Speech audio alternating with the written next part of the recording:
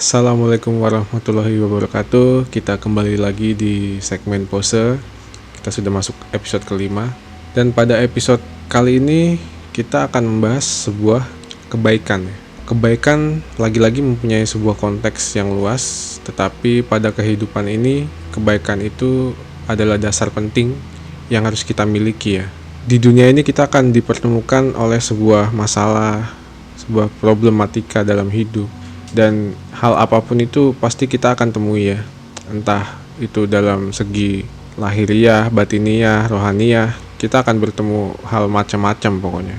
Nah, makanya kita butuh sebuah pedoman untuk menjalani kehidupan tersebut. Salah satunya adalah kita harus memiliki sebuah kebaikan. Memang secara tidak langsung, jika kita berbicara kebaikan, kita tidak akan pernah sadar bahwa sebenarnya kita ini sudah melakukan kebaikan apa sih gitu. Karena pada konteks kebaikan ini rata-rata kita tuh jarang sadarnya gitu.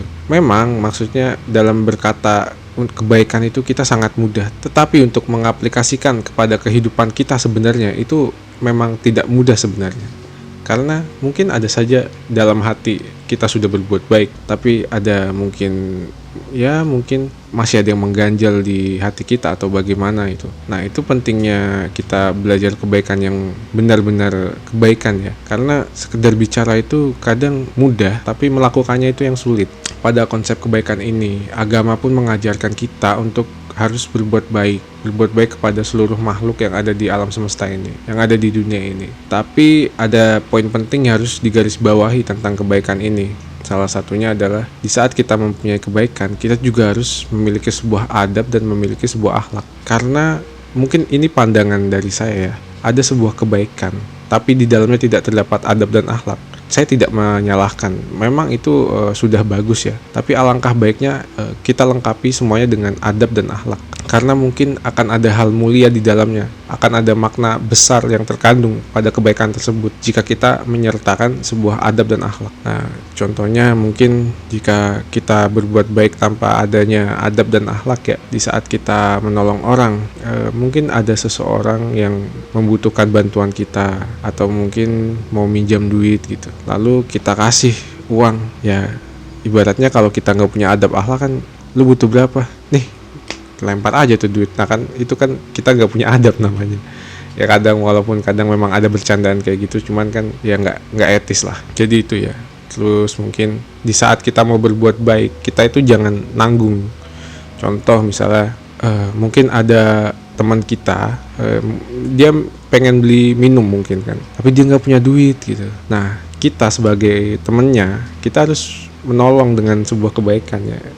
Kebaikan yang tidak nanggung itu adalah ya kita jalan ke warung beliin air gitu. Jangan setengah-setengah, jangan nih gue kasih duitnya nih, lu beli sendiri dah. Nah kan, walaupun memang orang tersebut mungkin ya merasa berterima kasih ya, cuman kan lebih enak ada adab dan akhlaknya gitu.